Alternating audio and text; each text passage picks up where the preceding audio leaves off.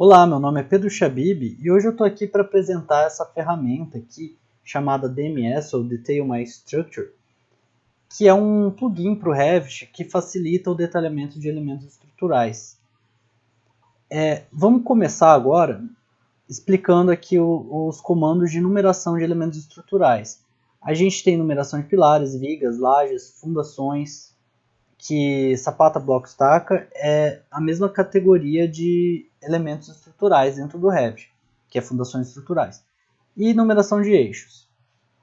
Ao clicar em qualquer um desses comandos, a gente vai abrir uma caixa de diálogo para o comando. Nele a gente vai ter um filtro do nome, os prefixos e configurações de numeração.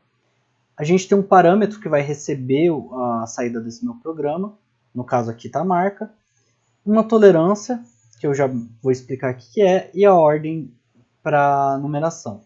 Primeiro, esse filtro de nome da família nada mais é do que um texto que todas as famílias ou grupo de famílias de pilares ou vigas que você vai querer vai ter dentro do nome da família. Ou seja, os meus pilares de concreto, por exemplo, se eu tivesse um pilar de perfil retangular, que é o meu caso, e um perfil L, e eu quero numerar todos eles juntos, esses pilares têm que ter o mesmo nome, por exemplo, concreto retangular, concreto L, concreto circular, no nome da família para esse comando funcionar corretamente. Então eu tenho aqui meu comando, eu tenho um prefixo que nada mais é que o prefixo, o número inicial, o incremento que é de quanto em quanto que ele vai contar e um sufixo para as configurações dessa numeração. A gente tem a marca que nada mais é também do que o parâmetro, o nome do parâmetro, né, que vai receber a saída do meu programa. Eu posso mudar aquele nome, por exemplo, para comentário ou para um outro parâmetro compartilhado, né, um parâmetro que você usa no teu projeto. Mas eu recomendo fortemente usar o parâmetro marca, porque é o jeito certo de numerar as coisas dentro do Revit. Tolerância. Tolerância a gente vai entender um pouco melhor na prática, mas ela basicamente nunca pode ser zero, tá? Mas você pode ajustar esse valor de acordo com o seu projeto. E a ordem crescente e decrescente aqui, né? Esse aqui é o padrão brasileiro de ordem que a gente tem, que é de cima para baixo, da esquerda para a direita. Ou seja, por que está marcado ordem decrescente em Y como verdadeiro?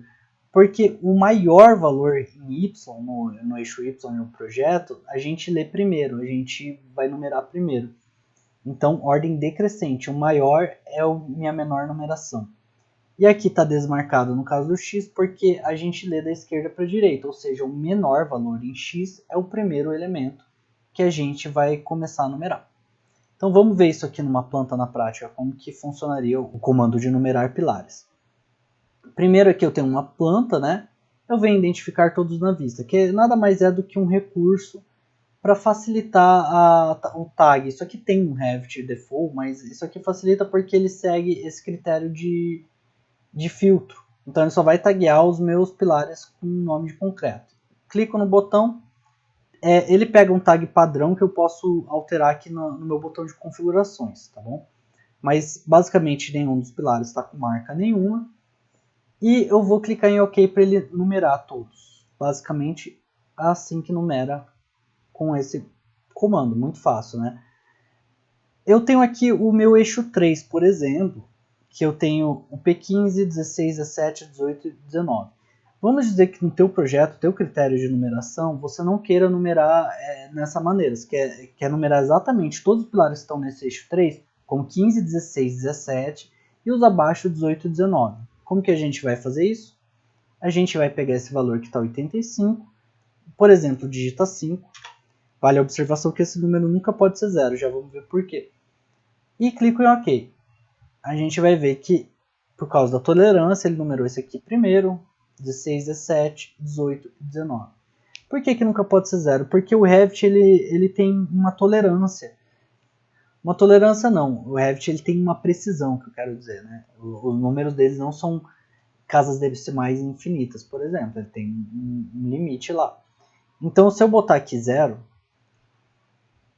na tolerância e clicar em OK, vocês vão ver que aqui o pilar 1, por exemplo, apesar de estar alinhado no meu eixo e tudo mais, ele pode estar com um valor absoluto aqui na posição em X menor do que o P2, então ele vai ser numerado depois se aqui tiver 0. Que é o que acontece, ó. Ele perde o sentido da numeração. Então sempre deixa no mínimo 1 centímetro, sabe, para fazer mais sentido essa numeração. Mas não é o meu caso, eu quero uma numeração mais correta, então vou manter essa aqui. Numeração de viga basicamente são os mesmos critérios, o único problema não, uma única condição de numeração de viga de acordo com o padrão brasileiro é que a gente vai numerar as vigas horizontais primeiro e as verticais depois, né? Vai de esquerda para direita e de cima para baixo, e esse algoritmo vai fazer perfeitamente isso. Então venho, identifico todas e aperto em OK. Vou selecionar aqui só para a gente visualizar melhor todas as instâncias na vista, né, da minha tag, vou um pouco para cima, um pouco para o lado. Só por questão de visualização mesmo, né? A gente consegue ver aqui, ó, V1, V2, V3, a ordem corretinha, termina na V9, inicia na V10. Se eu tivesse, por exemplo, no segundo pavimento, é só iniciar aqui do valor 201, né? Que ele já numeraria tudo mais. Funciona o botão de voltar, né? Obviamente. Então a gente volta aqui o comando e tá tudo bem. A gente, para numerar fundações, a gente vai ter aqui nesse projeto fictício sapatas, blocos e estacas, né? A gente clica aqui, ele já vem basicamente é o mesmo comando, tá? Para sapata, bloco, estaca. Se eu mudar aqui e digitar bloco, ele vai filtrar pelo nome da família dos blocos. Que no caso aqui, todos os meus blocos, tanto de uma estaca como de duas, vai ter bloco escrito na família, né? Aqui é a mesma coisa, tanto a sapata trapezoidal quanto a sapata retangular, ela tem a prismática, né, em cubo, ela tem o nome sapata escrito. Então aqui em fundações a gente já vem em cada comando com os filtros corretos aqui, com o prefixo correto, na brasileiro no caso, e a marca, tudo certinho. Então a gente identifica todas, a gente aperta o botão OK para numerar todas. A gente vê que todas as sapatas vão ter o mesmo nome. Aliás, o nome correto, né? S1, S2, numerado. Em bloco a mesma coisa, já vai vir com todos os parâmetros já corretos, identifico todos os meus blocos, aperto OK para numerar. Todos certos, né? E estaca, a gente vai identificar todas na vista. A gente vê que já vinha uma numeração aqui que eu pré-estabelecida, mas que está estranha. A gente pode até mudar essa tolerância, eu deixo em 7 normalmente, mas se achar que fica melhor, por exemplo, 1 centímetro, para ser bem criterioso no eixo XY ali de contagem, né? A gente deixa 1. E aí você vê 1, 2, 3, 4, 5. Ele vai ser bem criterioso na contagem aqui das minhas estacas, né? Porque eu acho que funciona melhor para estaca um valor de tolerância menor. Então essa é basicamente a numeração de fundações. A gente vai para a numeração de lajes agora. A gente vai abrir aqui uma prancha que tenha lajes, né? E vamos apertar aqui o botão de numerar lajes. Mesma coisa, a gente tem o botão de identificar todos, né? Com um filtro aqui que está laje. Vale observar aqui que na minha família, eu tenho um exemplo de como eu modelo laje treliçada. Eu escrevo no nome da família capa de laje, do piso, né? Laje é um piso. Capa de laje. E aqui eu deixo laje maciça. Então todos têm laje no nome. Por isso que o meu filtro é laje, tá? Vale observar isso aqui. Se você tem um projeto diferente, ou você muda o filtro, ou você muda o nome das suas famílias. Então identifiquei todas. Vale ressaltar de como funciona a numeração de lajes, o algoritmo, né? Vou apertar OK aqui e explicar. Aqui está o exemplo de outro projeto aqui que eu abri só para vocês acompanharem como funciona o raciocínio.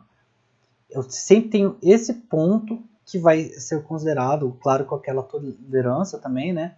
Mas ele que é considerado para a numeração das lajes. Então a gente tem aqui 1, 2, 3, 4, porque esse ponto que conta, 5, 6. Tá vendo que não é o centroide, né? É sempre esse ponto. Então ele termina esse aqui, ele vai para esse, que é o meu 7, 8, 9, 10 e 11. Então acho que esse é um bom exemplo aqui para entender como que funciona o algoritmo da numeração de lajes. Vamos voltar para o nosso projeto. Então aqui o comando bem simples, né? E basicamente a gente tem os mesmos critérios de pilares e tudo mais. E por fim a gente tem a numeração de eixos. No Revit, quando a gente modela o eixo, é meio chatinho porque às vezes a gente está fazendo esse eixo e faz esse, aí depois volta para esse. E se a gente tenta refazer a numeração, ele não aceita eixos com o mesmo nome, né? Então ele vai dar um erro aqui. Então às vezes você tem que subir toda a numeração para voltar numerando. Então esse comando é muito útil para numeração de eixos. Ele já vem aqui classificado em eixos horizontais, verticais, inclinados. Aqui uma tolerância angular para o que ele considera eixo inclinado, né? Então até 5 graus ele vai considerar como horizontal ou vertical, sabe? Se ele tiver só um pouquinho desalinhado. Você pode diminuir ou aumentar essa tolerância, obviamente. E aqui os eixos horizontais ele começa com a numeração A, né? E ele vai contar B, C. Se tiver mais de 26 números, ele vai pro AB, AC e assim por diante, até B, até o Z, né? Então eu acho que dá 700 ou 800, agora eu não me lembro. Mas é muito eixo, né? Então a gente aperta em OK e automaticamente ele já vai numerar todos os meus eixos. 1, 2, 3, 4, 5, 6, 6 até 9 e A, B, C, D. A gente pode, de repente, eu não sei qual que é o teu critério, por exemplo, numerar o em eixo Y de cima para baixo, né? Ele também aceita. ABC. Então, você tem aqui também, você pode numerar da direita para a esquerda, então você tem bastante ferramenta para adotar o critério do teu projeto com esse comando, né? E por fim, a gente vai ter os comandos de detalhamento de pilares, vigas e fundações, né? Eu tenho aqui um projeto que já está todo armado, já está todo modelado dentro do Revit, né? Mas eu vou fazer uns vídeos também de modelagem, mas não é o caso, porque esse é um vídeo só de apresentação do plugin, né? Mas é bem fácil modelar com as ferramentas nativas do Revit mesmo. Minha intenção é fazer sim alguns comandos que facilitem ainda mais esse detalhamento de armaduras, mas por enquanto a gente só vai ter o de criação de vistas.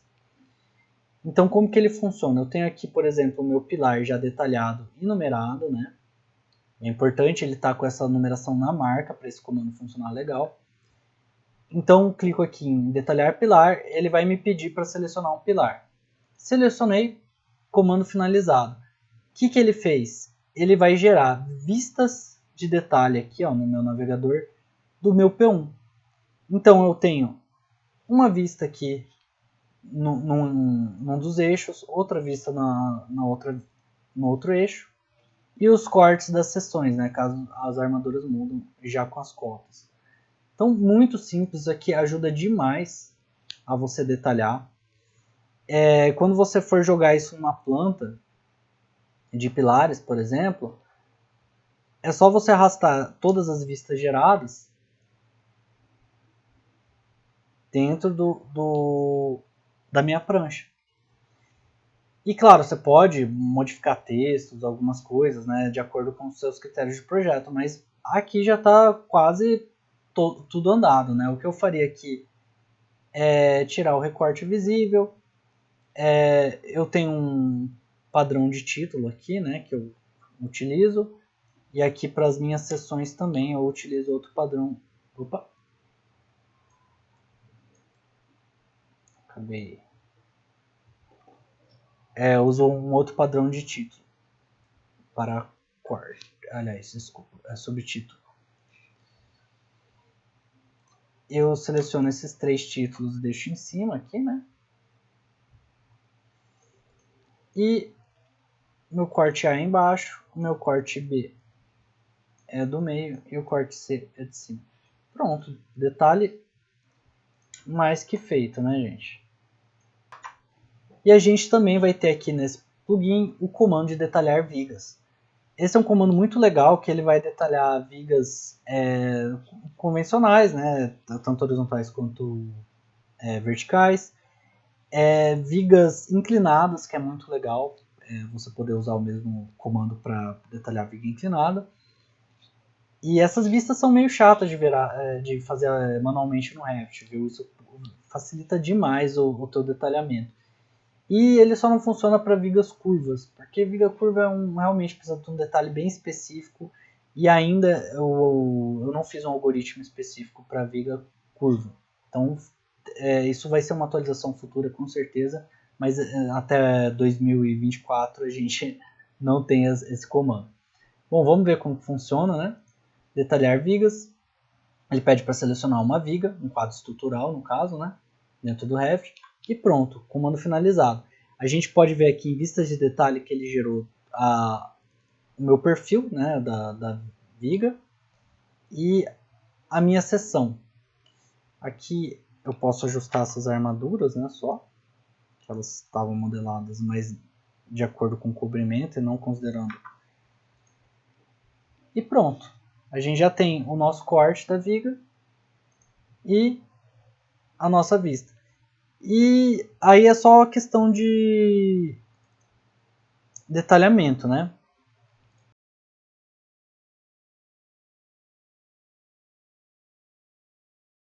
E pronto, tá pronto o meu detalhe dentro do Revit.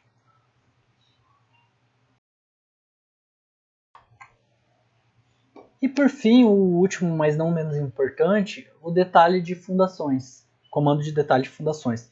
Esse comando é muito legal, porque eu acho que o Revit, para quem trabalha só com projetos de fundações, o Revit é o melhor programa para detalhamento. Porque Eberic, TQS, são programas que entregam assim, um detalhe pobre de fundação e também o cálculo não é lá grandes coisas. Então muitas vezes você acaba tendo que calcular na mão a tua fundação e aí você não consegue mudar muito bem esse detalhe ali no Revit, no TQS ou no Eberic. Então a gente acaba tendo que fazer manualmente esses cálculos dentro desse programa. E o Revit é excelente para detalhar elementos de fundação estrutural. Como que funciona o meu comando? Bem similar aos outros, né? Eu só vou clicar aqui na minha fundação. Vale notar aqui no meu bloco que se eu der um tab, ele vai detalhar só a minha estaca. Isso também é interessante, né? A gente pode deletar algum corte que ele fez a mais, porque ele é destinado para bloco e para sapata, né? Mas ele funciona também para estaca. Então vamos gerar aqui para o meu bloco. Ele tem uns detalhes a mais, né? Aqui no meu bloco. Eu vou jogar tudo numa prancha também, né? De fundações. Eu tenho aqui fundações. Ele gerou esses meus cortes do bloco 7. Aqui eu tinha uns detalhes, né? Que eu até esqueci de apagar, mas é o que dá para fazer, sabe? Fazer uma vista 3D e detalhar dentro do Revit é muito legal. Por exemplo, aqui eu tenho o meu B3 detalhado, né? Mas vamos ver aqui o B17. Eu só vou arrastar o B17 para minha planta. E no caso de blocos de curamento de estacas, ele tem um detalhe que ele vai pegar a altura da estaca, né? Então é só a gente ajustar esse corte, tá? Nada mais do que isso. Só a gente ajustar.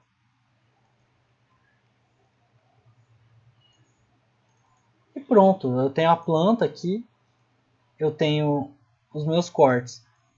E aí, por critério de detalhamento, né? Depende do teu escritório, às vezes você não vai querer visualizar as armaduras em planta, você pode esconder elas, né, e tudo mais.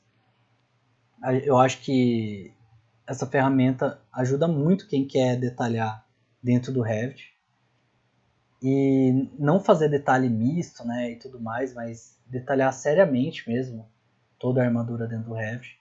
Eu tenho um projeto todo feito nesse sentido.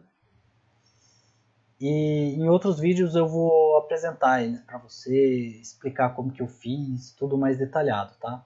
Mas essa é a apresentação do plugin que eu utilizo, que eu fiz para facilitar meu detalhamento, que eu estou compartilhando com vocês.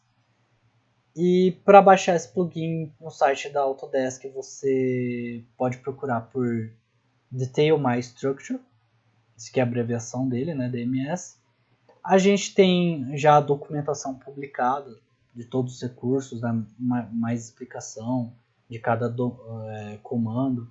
Aqui na página inicial tem o download dele. E todos os recursos já explicados e detalhados para você ver como que funciona, tá? Então é isso, gente. Obrigado por acompanhar. Se você tiver interesse, baixe esse programa, compartilhe com seus colegas, comenta nesse vídeo, ajuda a melhorar esse mercado do Revit estrutural no Brasil, né? Vamos fazer agora só os projetos em BIM, detalhar, fica uma qualidade muito acima de qualquer outra coisa que a gente tenha no mercado brasileiro hoje em dia. Eu acho muito legal fazer os projetos dentro do Revit desse jeito. E espero que tenham gostado dessa apresentação. Muito obrigado.